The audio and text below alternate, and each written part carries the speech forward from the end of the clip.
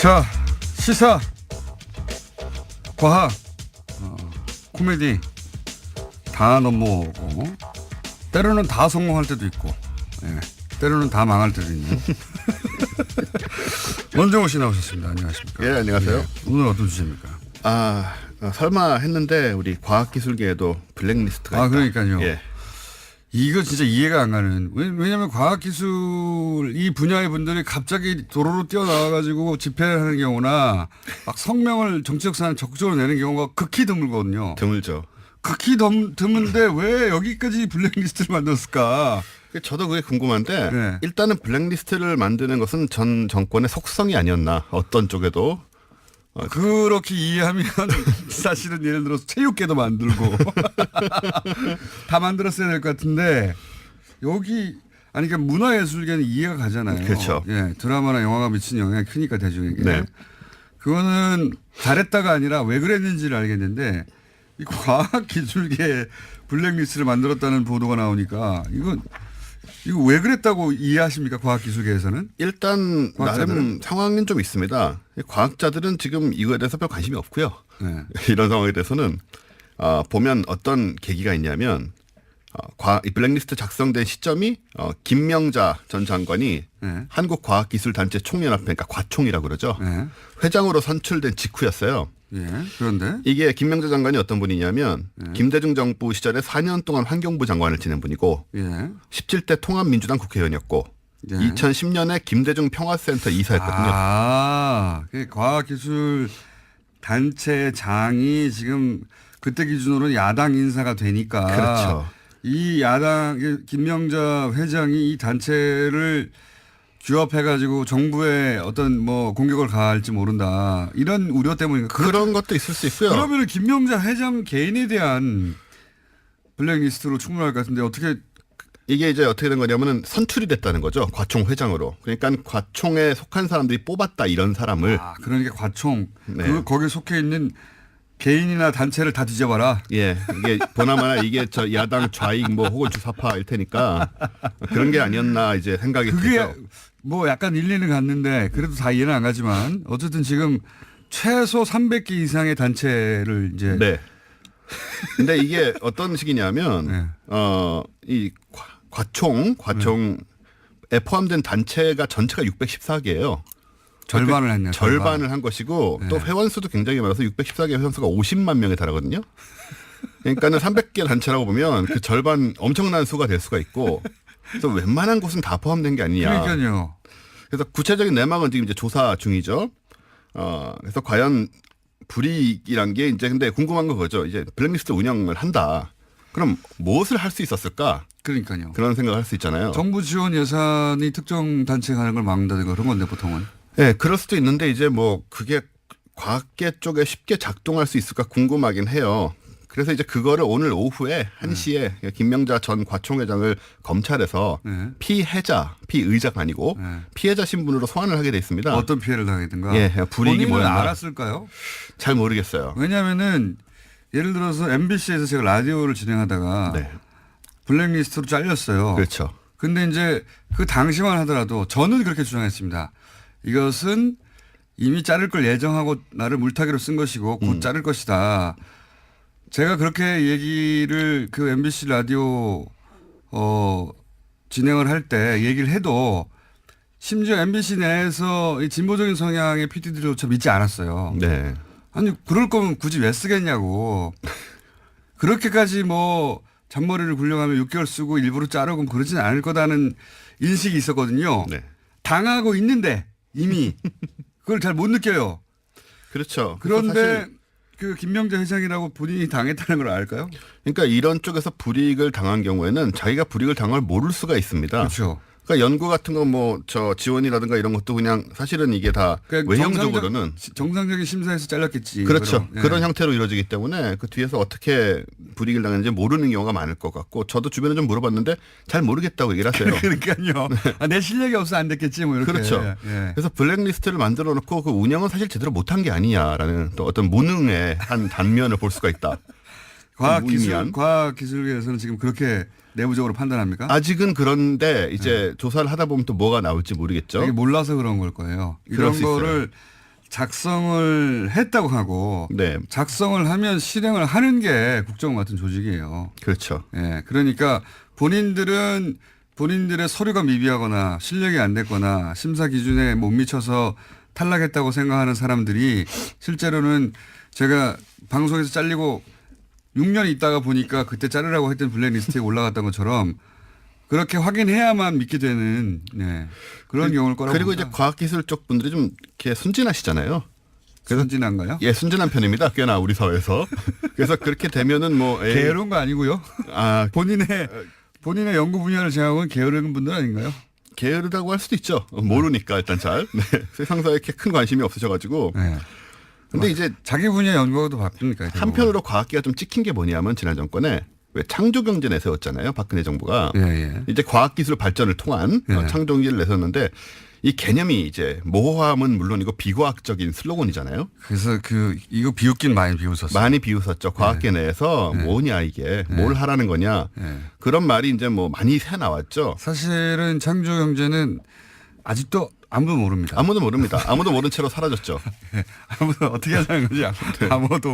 아무도 모른 채로 그렇죠. 사라졌는데 이게 또 지역별로 근데 뭐 창조경제 센터 만들어지고 그거 다 텅텅 비어 있어요. 요즘. 그러니까요. 그거 뭐 하는지도 다들 불려 나가고 과학계 인물들이 뭐 취전연이라는 쪽에서 불려 나가고 돈 많이 들었어요. 그 창조경제센터. 그러니까요. 뭐 하는지 모르고 어영부영 뭐 하다가 하라는 거 하다가 돌아오고 이제 이런 경우도 있어서 이제 소위 욕을 먹었는데 그때 이미 좀 마음이 상하셨다. 저 위쪽에서 그걸 생각해 볼 수 있죠. 뭐 그런 게 이제 상식적인 추론인데 예. 저는 여전히 잘 이해가 안 갑니다. 회장 한 사람이 왔다고 해서 거기 있는 단체 300개하고 50만 명을 다 리스트에 올려서 걸러가지고 어떻게 한다는 게 이게 이해가 안 가네요. 뭐 지난 정권에서 일어났던 많은 일들이 우리의 상상을 초월하는 부분이 있었기 때문에 그 연장선상으로 생각할 수 있지 않나 보고 근데 어떤 단체가 들었을지 궁금하잖아요. 예. 아직은 이제 조사가 안 되고 있지만 제가 추측을 해보면 왜 우리 뉴스공장에서 화제가 됐던 그 촛불 집회 때 촛불 끄는 계산을 했던 한국물리학회 같은 곳이 딱 속하기 좋았지 않았을까. 이건 뭐 제 추측에 불과합니다만은 그분들이 이걸 계산하면서 얼마나 계산하고 있어. 그 성향을 미리 이제 파악하고 그분들이 이걸 계산할 때 얼마나 즐거워했는지 옆에서 봤기 때문에 그런 성향들은 이제 충분히 국정원에 의해서 그 확인이 되지 않았을까 이미 이제 그런 생각이 들고요. 그래서 지금 저희는 되게 궁금합니다. 이게 조사 결과가 어떻게 나오고. 과학기술계는 화가 난 게 아니라 문화예술계는 자기 밥줄을 끊었다고 지금 화를 내고 막 시위하고 막 한판 붙자는데 과학계에서는 궁금하네. 우리 속했나 아닌가 나는 들어있나 뭐 이런 생각들을 순진하게들 하고 있죠. 들어갔으면 우리 왜 들어갔지? 나 괜찮았는데 나는 괜찮았는데 안 들어갔으면 왜 쟤는 들어가 우리는 안 들어갔지? 저는 이제 개인적으로 제가 들어있을지 굉장히 궁금해요. 본인은 본인을 과학기술인으로 분류했느냐? 과학기술인인지 아닌지도 잘 모르겠고요. 이분들이 국정원에서 어떻게 분류했나에 따라서 제가 원종우 씨는 잡인이죠, 잡인. 예, 사실 안 속하고 문화예술인도 될랑말랑해도 안 돼서 거기도 못 들어왔거든요. 그래서 제가 정체성이 불분명해서 성향은 되게 좀 찍힐만한데 원종우 씨는 문화예술계에 들어가도 전혀 이상하지 않죠. 우리나라 최초의 인디밴드 그리고 기타로 영국에 와서 학위를 따오신 분입니다. 그리고 그리고 이제 방송 작가도 하셨고 방송 작가로 유명한 다큐도 많이 하셨고 그다음에 지금은 이제 과학 팟캐스트를 하고 출판도 해서 베스트셀러도 냈고 그중에 크게 성공한 건 없어요. 그게 문제인 것 같아요. 지금 하고 있는 이 과학 기술인들을 팟캐스트로 소개하고 과학을 대중에게 알리고 이게 제일 크게 성공한. 그렇습니다. 네. 지금 계속 이제 점점 더 성공하고 있고요. 그래서 아무튼 정체성이 불분명해서 여기도 제가 못 꼈을 것 같은데 근데 흥미로운 점 뭐냐면요. 과학자들 중에 실제로 진보적인 사람들이 많다는 조사가 있었어요. 이건 미국에서 한 건데. 그렇군요. 2010년에 미국 조사에 따르면 미국의 과학자 중에 공화당 지지자는 단 6%에 불과하고 그렇게 굉장히 화제가 됐습니다. 그건 제가 보기엔 이념의 문제라기보다는 과학적으로 논리적으로 추론하는데 훈련이 된 분들이 보수의 논리구조 좀 허술하거든요. 어디나. 바로 그렇습니다. 네, 그렇기 때문에 그런 거죠. 네, 그러니까 이건 앞뒤가 말이 안 되잖아 이런 거죠. 민주당 지지자가 55%니까 굉장히 차이가 나는데 말씀하신 것처럼 이제 과학의 속성에 진보적인 면이 있기 때문에 그런 면이 있지 않나 생각을 합니다. 그러니까 이념이 아니라 논리의 문제라고 봅니다. 그 예. 부분은. 자, 원종우 씨였습니다. 감사합니다. 감사합니다. 내일 뵙겠습니다. 안녕. 시사 과학 최근에는 개그는 별로 안 하고 있는 원종우 씨 나오셨습니다. 안녕하세요. 이렇게 헐레벌떡. 예, 뛰어왔어요. 방송 시작 10초 전에 도착했어요. 네. 없이 제가 하려고 그러다가. 자, 요즘 개그는 잘 안 하고 계신데. 네. 네. 해주세요. 예. 오늘은 뭡니까 주제가? 오늘도 개가 아니고요. 네. 그럼 날씨 얘기 좀 하려고요. 날씨. 네. 요즘 춥다고 이제 기상과학. 예, 날씨가 춥기도 춥지만 또 많은 분들이 춥다고 재밌는 얘기들을 많이 하세요. 예를 들어서 뭐 북극, 그린란드, 모스크바, 알래스카보다 더 춥다. 그러면서 그래. SNS에 그 사진 같은 거 올리시거든요. 그 날씨 이제 앱 같은 데 비교해 놓은 그런 거 있잖아요. 네, 나오죠 그런 거. 지금도 제가 오늘 이 순간의 날씨를 보고 있는데 서울특별시 마이너스 영하 9도, 모스크바 영상 1도. 모스크바가 이상한 거 아니에요? 앵커리지 영하 2도. 그래요? 런던 영상 7도.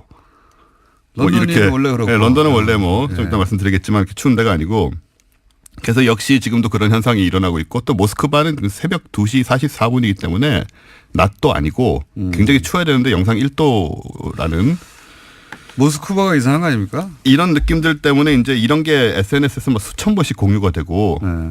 사람들이 모스크바로 이사 가자. 네, 러시아로 이민 가자. 너무 춥다.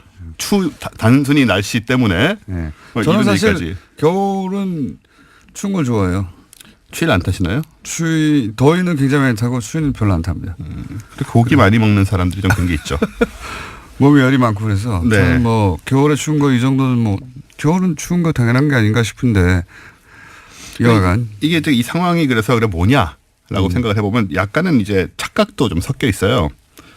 왜냐하면은 모스크바가 이제 지금 우리가 모스크바가 춥지만 모스크바의 1월 기온으로 가면 기온이 뭐 영하 20도 이하로도 내려가고 하기 때문에 사실은 우리보다는 춥습니다. 물론 모스크바가 아주 추운 곳이 아니어서 상만큼 평균 겨울 온도가 우리보다 훨씬 낮을걸요? 몇 도? 평균 기온이 영하 7.9도인가 5도인가 그런데 생각만큼 많이 추운 곳은 원래 아니고 게다가 지금이 가장 추울 때가 아니고. 그렇죠. 네. 그래서 이제 1월 달이 되면 상황이 달라질 것이다. 그래서 지금 우리나라 추위는 실제로 그런 곳들보다 날씨 자체가 추워졌다기보다는 한겨울 추위가 빨리 왔다. 12월 달에. 네, 왜 빨리 왔나요? 이제 그걸 이제 생각을 해보는 거죠. 네. 근데 그 이야기 하기 전에 우리가 자꾸 이제 이런 도시하고 비교를 하는 거는 위도를 기준으로 기온을 생각을 그렇죠. 하는 거거든요. 네. 그런데 위도 영향이 생각만큼 많지 않습니다. 그런가요? 예, 이게 이제 재밌는 부분인데 물론 위도가 높은 지역의 경우에는 대체로 더 춥죠. 그렇죠. 네. 겨울에 이제 해의 고도가 낮으니까 네. 일조량도 적고 네. 추워지는 게 정상이긴 한데. 해가 비스듬히 비추는 거니까. 그렇죠. 예. 근데 런던 같은 경우에는 북이 51도에 있거든요. 예. 우리나라는 38도 있잖아요. 네. 38선 미치니까. 거기는 이제 멕시코 만류의 영향이던가요? 그렇습니다. 네. 이제 그 얘기를 드리려고 하는 건데 이게 왜 아직도 기억나죠 제가? 중학교 때 배운 것 같은데. 제가 런던에 이제 몇 년을 살았잖아요. 그렇죠. 네. 맞습니다. 원종우 씨가 런던에서 기타로 학위를 받았어요. 그렇습니다. 제가 국내 런던에서. 몇명 없습니다. 예, 이제 산 증인인데 네. 기타로 학위를 받았지만 지금 제가 이러고 있네요. 그거하고 아무 상관없는 일을 하셨죠. 네. 그 이후로 기타로 학위를 받긴 받았는데. 전혀 상관없는. 학위 왜 받았나 몰라요. 제가 그때 갈 때부터 그랬어요. 거기 왜 가냐고. 예, 좋은 경험이 됐습니다. 일단 날씨도 이렇게 하게 됐고. 런던에 4년을 살았는데 영하로 잘 안 내려가요 겨울에. 맞습니다. 51도인데. 오히려 비가 오고. 그렇죠. 예. 영하로 잘 안 내려가고 또 캐나다 밴쿠버가 있는데 네. 거기도 살았잖아요. 쓸데없습니다. 이 죽어도. 거기도 북이 49도입니다. 네. 굉장히 높은데 역시 영하로 잘 안 내려가요. 네. 우리 생각에는 굉장히 추할 것 같은데. 반면에 이제 캐나다 반대편에 토론토가 있잖아요. 네. 거기는 밴쿠버보다 훨씬 낮은 43도, 북이 43도인데 우리나라 겨울보다 더 춥거든요. 예. 이게 이제 말씀하신 바로 다른 요소들 때문인데 가장 중요한 건 역시 멕시코 만류라고 네. 부르는 이 해류입니다. 따뜻한 바닷물이 이동하면서 그렇죠. 한마디로 말하면 네. 네. 이 멕시코 만류라는 거는 이렇게 멕시코에만 있는 것은 아니고 네. 좀 큰 광역으로 얘기를 하는데 아프리카 동부에서 멕시코로 미국 동해안으로 올라가서 네. 대서양을 지나서 영국 스칸디나비아까지 흘러가는 거예요. 예. 그러니까 굉장히 넓은 지역을 지나가는 거죠. 바닷물이 그렇게 흐르는 겁니다. 그렇죠. 크게. 예. 그래서 위도가 훨씬 높은 유럽이 우리나라보다 덜 추운 게 이제 이 영향이 큽니다. 예. 밴쿠버나 시애틀 같은 데는 이제 태평양 난류가 또 있고 예. 그리고 우리나라도 심지어 겨울에 보시면은 강릉이나 속초가 안 춥습니다. 그런가요? 중간에 홍천이나 맞아요. 철원 이런 데가 춥지. 맞습니다. 이 태백산맥 동쪽은 안 추워요. 심지어는 5도 이상 평균 겨울 기온이 높습니다. 이것도 이제 그쪽으로 난류가 지나가기 때문이죠. 문자가 하나 왔는데 네. 원종우 씨 그렇게 돈 많이 내고 날씨를 알려고 거기까지 갔다니 대단하십니다라고. 예, 과학에 이 한 몸 바치는 거기 기타 치러 갔다니까요. 예. 예. 확인 받아왔어요. 받아왔어요. 네. 쓸 데가 없어서 그렇지 확인을 받아왔습니다. 약간 쓸 때는 있습니다. 그래도. 한때 본인이 직접 기타를 만들어 팔겠다고 했으나 예. 실패한 걸로 알고 있습니다. 네. 아직도 그랬어요. 꿈은 남아 있습니다. 어쨌든 근데 이제 난류라는 게 생각을 해보면 이게 뭐 그냥 뭐 진짜 끓는 물이 지나가는 것도 아니고 예. 뭐 그렇게 영향이 있을까 싶잖아요. 근데 이제 원체 면적이 거대하다 보니까 바다가 움직이니까요. 그러니까요. 예. 원체 면적이 거대하다 보니까 단 몇 도만 높아도 이게 레디에이터 같은 역할을 해서 예. 이제 공기를 덮이는 레디에이터. 예, 그런 걸 하는 거죠. 바닷물이 레디에이터 효과. 좋습니다. 이해가 잘 가요. 예. 지금 생각해 보면은 좀 사실 우리가 유럽에서 덥다고 생각하는 따뜻하다고 생각하는 곳들은 스페인, 예. 그리스, 이탈리아 예. 이런 데가 전부 남한보다 위도가 높습니다. 실제로. 예. 오. 근데도 이 온화한 날씨를 유지하는 게 네. 물론 멕시코 만류만은 아니지만 뭐 바다의 온도가 높기 때문에 네. 다 일어나는 현상이다. 기본적으로 바다에 근접한 도시나 국가들이 바다의 영향을 받는다. 날씨가. 그렇죠. 네. 거기 굉장히 크다는 거죠. 우리는요. 우리는 이제 한류도 흐르고 난류도 흐르고 네. 하는데 대륙에서 넘어온 공기 때문에 영향을 많이 받지 않습니까? 우리는? 그렇죠. 이제 우리는 저 북쪽에서 내려오는 그 차가운 공기하고 남쪽에서 남태평양 올라가는 공기가 항상 마주치죠. 거기서. 대륙성 고기압. 네. 거기에 이제 마주치는데 네. 그 뭐 이런 말 들어보셨을 거예요. 오츠크의 기단이니 뭐 이런 얘기를 들어봤을 건데 중학교 때 다 배웠어요. 네. 그거 열심히 외워가지고 시험 쳤는데. 거기에 이제 마주치는 지점에 있어서 뭐 여름에 장마 같은 거 생길 때 이제 북쪽하고 남쪽하고 따뜻한 차가운 기단하고 따뜻한 기단이 이제 마주치면서 전선이 생기고 이러는 거죠.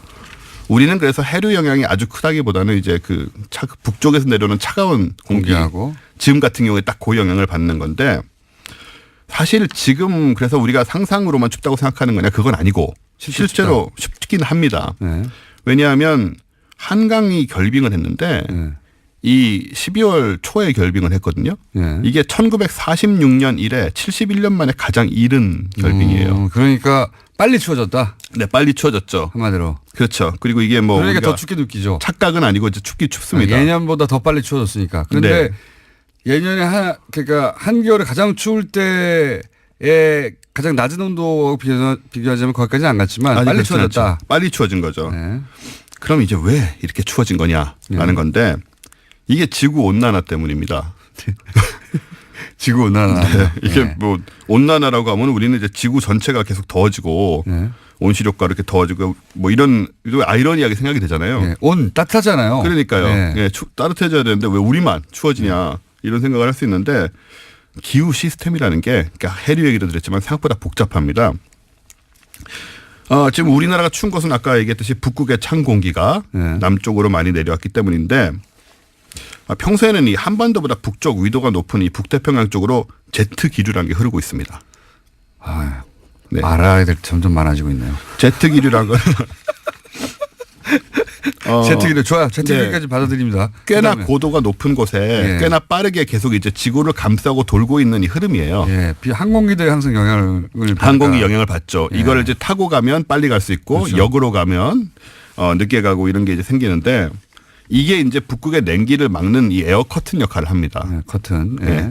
근데 이게 약해진 거예요. 에어 커튼이. 왜 약해졌냐면 북극 기온이 따뜻해지면서 이 제트 기류의 속도가 느려졌습니다. 아하. 그리고 남쪽으로 쳐져 버렸어요.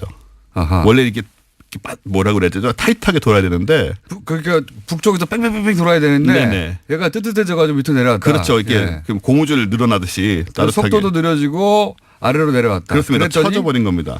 그래서 이제 북극에 있는 모여있는 차가운 공기를 얘가 막지 못하고 밀려나면서 아하. 그 북극 공기가 진짜로 지금 한반도까지 내려와 버린 거예요. 아. 영하 30, 40도씩 되는. 아하. 네. 지금 그러니까 온난화 때문에 왜 추워졌느냐?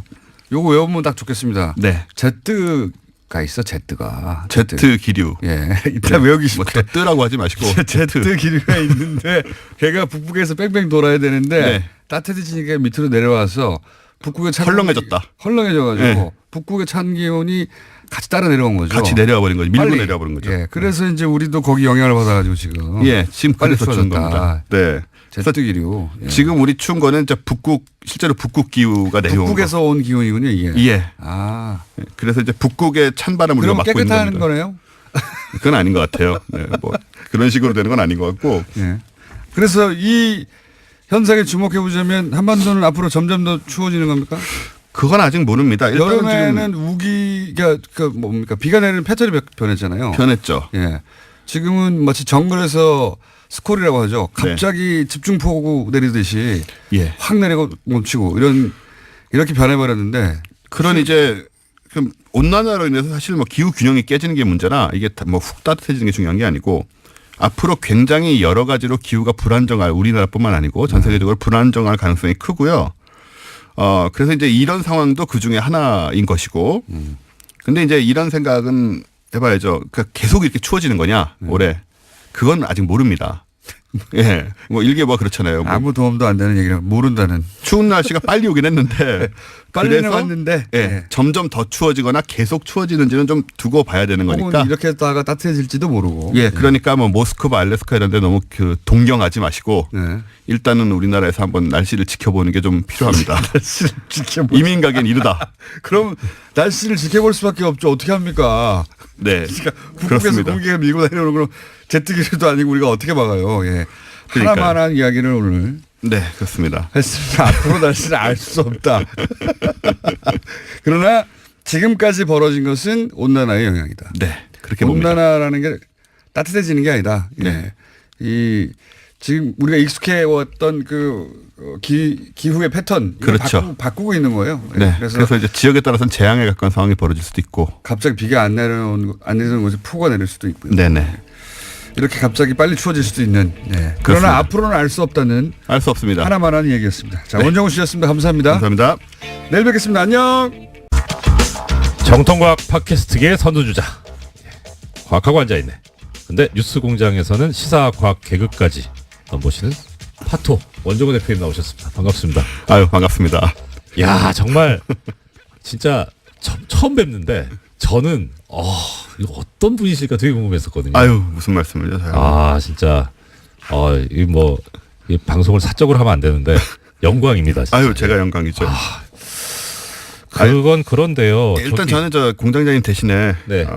이렇게 권한 대행님과 하게 돼서 네. 너무 좋고요. 네. 네, 공장장이 아시다시피 방송 중간중간에 나서면서 네. 과학을 마치 많이 아는 양, 네. 중학교 때 배운 건데 내가 아직도 이걸 외우고 있어 이런 말들을 하면서 네. 굉장히 나대는데 네. 방해가 많이 됐습니다. 그렇죠. 예, 그 아시다시피 좀 많은 사람들이 좀 고통을 겪잖아요. 근데 오늘은 그런 일이 없을 것 같아서 너무 즐겁습니다. 저는 냉정하게 딱 깨놓고 말씀드려서 과학을 잘 모릅니다. 공장장도 모릅니다. 그게 문제죠. 왜 그렇게 됐는지 그 진실은 사실 원영호 대표님께서 아실 거예요. 저도 아는데 나중에 한번 이제는 말할 수 있다라는 때가 오면 하기로 하고요. 자, 오늘 예. 네. 아까 그 3315님께서 뭐라고 문자를 남겨주셨냐면요. 그 원종호 교수님 코너가 제일 재미있어요라고 남겨주신 분. 오늘 산타 이야기 정말 흥미로웠어요. 네. 무슨 얘기 하실 것까지 다 알고 계세요. 예, 일단 그건 제가 페북에 썼기 때문에 그러시구나. 네, 내용은 쓴 건 아니고 예. 오늘 그 얘기를 한다고. 전 대표님께서 대포폰 쓰시는 줄 알고. 왜요? 약간 대포폰으로 본인이 이렇게. 아닙니다. 네. 예, 설마 그럴 리가 있겠습니까? 예. 자, 그럼 산타 이야기 하신다고 이렇게 말씀하셨습니다. 어떤 말씀입니까? 네, 뭐 며칠 지나긴 했는데 네. 일단 산타 하면 크리스마스의 주인공 아니겠습니까? 그렇죠. 근데 아시다시피 산타가 과연 실제 한인지 아닌지에 대해서 오랜 세월 동안 치열한 논쟁이 있습니다. 논쟁이 있었습니까? 예, 있죠. 네. 전반적인 경향을 보면 예. 제가 어릴 때에 비해서는 이제 좀 없다는 쪽이 우세한 것 같고 예. 현재 전 세계적으로 네네. 특히 이제 높은 연령층, 예. 보수층, 예. 그리고 교육 수준이 높은 쪽에서 부재론이 강세다. 예. 예. 그게 예. 현대적 흐름이 아니냐. 네. 이렇게 판단이 되는데. 그럼. 근데 저는 이제 나름 오랜 연구 끝에 예. 그 산타의 존재에 대해서 아주 좀 긍정적인 확신을 갖게 되었다. 존재한다. 네. 그래서 이제 그 내용을 좀 오늘 설명을 드리려고 합니다. 네. 네. 과학적인 설명이네요. 예. 예. 일단 그러면 그럼 과학적으로 존재한다고 설명해 주실 테니까 반론 먼저. 네. 반론 먼저. 산타 할아버지께서 이제 선물을 다 네. 배달하시잖아요. 하루에 그렇습니다. 분신술도 아니고 혼자서 어떻게 그걸 다 시간적으로 안 되지 않느냐. 예. 그래서 이거를 또 연구한 사람들이 많습니다. 네. 은근히. 예. 뭐 미디어 학자들 굉장히 많은데 일단 제가 짚고 넘어가고 싶은 게 하나 있다면 예. 산타가 없다라는 그 의견이 지배적인 가운데 네. 따지고 보면 어느 누구도 산타가 존재하지 않는다는 것을 증명한 사람은 없습니다. 아니, 그걸 어떻게 증명해요? 예, 그러니까요. 그래서 이제 증명되지 않은 사실이 무책임하게 퍼져왔다. 굉장히 이런 비과학적인 거구나. 접근이죠. 산타의 부재를 예. 기정사실화하는 그 어른들의 편견. 네. 그 속에도 비과학이 숨어 있다는 얘기를 일단 전제하고 싶고요. 예. 이 산타와 관련된 과학, 이제 말씀하신 예. 과학이 가능하냐. 네. 이게 굉장히 중요한 문제 아니겠습니까? 예, 예. 그렇죠. 그래서 국내 많은 학자와 매체들이 이제 다뤄온 게 사실이고요. 네. 2014년 유니세프 통계에 따르면 네.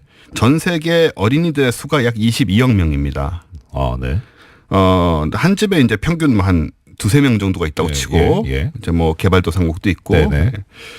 그러면 이제 계산을 대충 해보면 8억 8천만 가정에 들러야 한대요.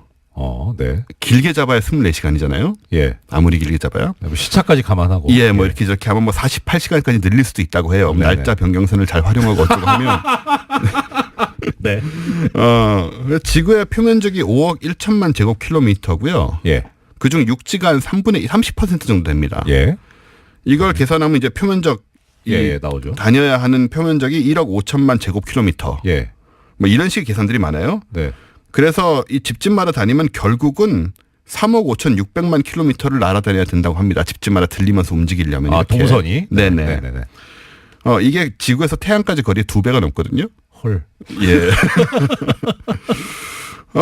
뭐 초당 수천 킬로미터를 움직여야 되는. 네. 뭐 진짜 이건 신기술인데요. 그래서 일단 다니는 것 자체가 과학 기술적으로 매우 어렵다는 사실을 알 수 있습니다. 네. 여기에 뭐 여러 가지 얘기들이 있죠. 일단은 학자마다 이 수치가 조금씩 다른데 네네. 아까 22억 명의 어린이라고 얘기했지만 예. 뭐 불교, 힌두교, 유대교 가정 애들은 산타 선물을 안 받지 않느냐. 아닌데? 산타를 부정하지 않느냐. 아니 어린이가 무슨 문제가 있습니까? 이게 좀 문화 인류학적인 문제라서 네. 조금 복잡하긴 한데 예. 그래서 뭐 훨씬 적다. 실제로 받아야 하는 어린이들의 수는 불과 뭐 3, 4억 명에 불과하다. 그럼 존재를 증명하기 위해서 모집단을 줄여버리는군요. 그렇죠. 예. 이제 이런 이게 약간 편법이긴 한데요. 예. 이런 방법이 있고 예. 그다음에 이제 기술적으로 이게 가능하다는 주장들이 있죠. 예. 예, 굉장히 다각도로 있는데 네. 산타는 이미 오래전부터 북극에 기지를 짓고 그 험한 환경에서 살아온 사람 아니겠습니까? 예. 그래서 우리보다 훨씬 발전된 과학 기술을 보유한 어떤 종족이거나 뭐 그런 후예이거나 반신 외계인. 스타크래프트 분위기가 나오는데. 예. 그럴 가능성이 있다고 실제로 주장들을 하고 있고요. 네.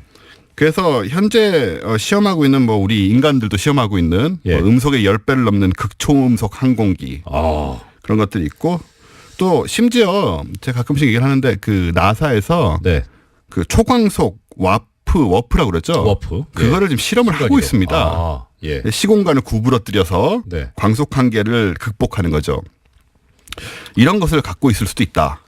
아직까지는 추측 같은데. 추측이죠. 예. 네. 그 일단 아까 그 모집단 얘기 나왔으니까 네. 그 4416님이 이런 의견 주셨습니다. 우는 애들이 있는지 빼야 된다. 예, 그렇습니다. 저 정보를 파악하는 게 또 하나의 난관이죠. 8억 8천만 명의 어린이들 중에 빨리 울려야 돼요. 예. 그러니까 이 8억 8천만 가정에서 예. 어느 애가 언제 울고 있고 예. 그 2.5명의 어린이 중에 누가 실시간으로. 울고 있고 실시간으로. 이야. 이 정보력도 아주 풍부해요. 사실은 그 점이 조금 더 물리적으로 어려울 수도 있고요. 네. 그리고 또 사생활을 존중하는 가운데 이런 정보만을 이제 가져가야 된다는 이 헌법상 권리를 침해하면 안 돼요. 그렇습니다. 네. 그런 굉장히 어려운 문제들이 있는데요. 예. 어쨌든 그래서 이제 기술적으로 이게 가능하다. 뭐 다양한 상대성 이론, 예. 양자역학, 연력학, 재료공학들을 활용하면 네. 모든 것을 할 수 있다고 주장하는 과학자들이 또 있습니다. 아, 그렇군요. 그래서 산타의 예. 진실이라는 책도 있더라고요. 미국에는. 아. 이걸 다 이제 설명해 놓은. 예. 재미는 있을 것 같은데 읽어볼 가치가 있는지 아직 궁금하긴 하네요. 그래서 그렇습니다. 사실 이런 책들이 어떻게 보면은 그 아이들에게 네. 산타가 있다는 거를 억지로 예. 믿게 하기 위한 좀 지나친 그 과학적 적용이랄까. 산타가 정말 저러고 다니겠느냐. 예. 뭐 초광속에다가 예. 무슨 뭐 이온 뭐 실드 이런 게 나와요. 그런 걸 착용하고 뭐 굴뚝을 내려간다든가. 예. 아무리 봐도 그건 아닐 것 같다는 생각이 드는 거죠. 그 지금 굴뚝 말씀하셨으니까 네. 그것도 진짜 산타 부제론의 근거 중에 하나. 그렇습니다. 일단 우리가 알고 있는 산타 할아버지의 이 외형은 상당히 복부 비만. 그렇습니다. 근데 이분이 도대체 굴뚝을 어떻게 통과하느냐. 네. 그러니까 통과할 리가 없다. 네. 그리고 굴뚝이 없죠, 요즘은. 아. 예. 저희 집도 굴뚝이 없는데요. 예. 뭐 어떻게 들어오느냐, 이 사람은. 예. 모르겠습니다. 그래서 뭐. 영장 없이 함부로 들어오고. 예. 일단 불법이죠, 사실. 불법이죠. 그렇죠. 그래서 예. 이런 기술적인 거를 제가 이제 잘 검토를 한 끝에 네. 이렇게까지 억지로 존재하지 않는 기술이나 너무 첨단 기술을 적용을 하는 것은 조금 무리가 있다고 생각해서 네. 전 다른 관점에서 좀 접근을 했습니다. 네. 예. 일단 지금 산타의 속도니 무게니 이런 기술적인 문제를 분석하는 사람들은 전제가 뭐냐면 다들 그 산타가 빨간 옷을 입은 할아버지 한 사람 개인이다라는 관점에서 출발하고 있어요. 그렇지 않습니까? 아마 19세기까지는 그랬을 겁니다. 예. 왜냐하면 19세기 조선에서 산타 선물 받은 사람 있습니까? 청나라에서 받은 사람 있을까요? 그러게요. 조선왕조실록에는 없죠. 네. 겁니다. 그 뭐 예. 사기, 사마천의 사기 이런 도 없거든요. 예. 그러니까는 19세기까지는 유럽과 북미 정도만 커버하면 되는 상황. 그 쉽게 말해 거래처가 거기였다. 그렇습니다. 네. 그 인구도 지금보다 훨씬 적었고. 네네. 그래서 산타가 어떻게든 뭐 좀 할 수도 있지 않았을까. 하루 무리해서 야근하시면 예, 뭐 지금에 비해서는 적어도. 근데 이후에 이제 20세기 들어오면서 이제 글로벌화됩니다. 산타가. 예. 그래서 그런 전근적인 접근으로는 이제 배송을 할 수가 없게 된 거죠. 네. 그래서 20세기 들어오면서 산타의 시스템의 변화가 오게 되는데 바로 바로 조직화, 로컬, 지역화, 그리고 네트워크화입니다. 그러니까 개인이 다 배달하고 다니면 기술이 저런 게 꼭 필요하지만 네. 산타가 지구 전체에 뻗어 있는 일종의 비밀 결사다. 라고 생각하면 이런 기술이 하나도 필요가 없죠. 그게 그러면 비밀결사 조직체로 이렇게 말씀하셨는데 네. 이제 프랜차이즈는 판매 프랜차이즈하고 좀 다르고요. 제가 이 본질을 설명을 해드리면 네. 이 조직이 산타 개인이 하고 있다고 생각하는 모든 일을 이제 각 지역에서 맡아서 하고 있고 예. 빨간 옷 입은 할아버지는 이제 옛날에 돌아가셨고요. 이분은 이제 KFC 할아버지처럼 일종의 상징물이죠. 예. 제가 조사한 결과 이 조직은 각 가정에까지 침투해 있습니다. 헐. 예. 그래서 산타클로스의 개념을 공유하고 네. 크리스마스 이브마다 산타클로스를 대신해서 아이들에게 선물을 제공하는 에이전트들이 집집마다 포진해 있죠. 그럼 우리가 그 존재를 느끼지 못할 뿐이지. 그렇습니다. 있는 거 맞다. 이렇게 말씀을 드릴게요. 네. 이 어린이 개개인의 성향 파악부터 원하는 선물의 구입과 배송에 이르기까지 모든 업무를 각 집집마다 있는 에이전트들이 대신 하고 있는 거고요. 원스톱 시스템이군요. 네. 그래서 21세기 산타클로스는 이 중심이 존재하지 않은 일종의 클라우드 네트워크 상태가 되어 있습니다. 그래서 그 개념을 산타의 개념을 공유하고 그 개념을 긴밀하게 공유하는 이제 거대한 네트워크가 있고 실제로 성향을 파악하고 선물을 증정하는 집에 사람들이 있는 거죠. 각각의 집에. 그래서 이렇게 얘기한다면 이게 뭐 산타 그 빨간 산타는 없을지 몰라도 실제로 산타클로스라는 그 실체가 존재한다라고 현대적인 관점에서 중심의 할아버지는 없지만. 그럼 마지막으로 제가 대표님 반론 하나만 제기하겠습니다. 네. 지금 집에 이렇게 에이전트들이 들어가서 배송을 하고 있다면 루돌프는 어떻게 합니까? 실직하지 않습니까? 그럼 뭐 더 자연으로 돌아가야죠. 그러니까 뭐 그거 중노동이고 동물 학대거든요. 학대입니다. 맞습니다. 네, 그 옛날 19세기 관점에서 하는 얘기고. 예. 야, 그래서 우리 집에 산타클로스 다 하나씩 있었다. 네, 그 얘기를 드리겠습니다. 예, 오늘 크리스마스와 산타 할아버지에 대해서 말씀해 주신 원종호 대표님이었습니다. 말씀 감사합니다. 저도 공장문 닫습니다. 안녕히 계십시오.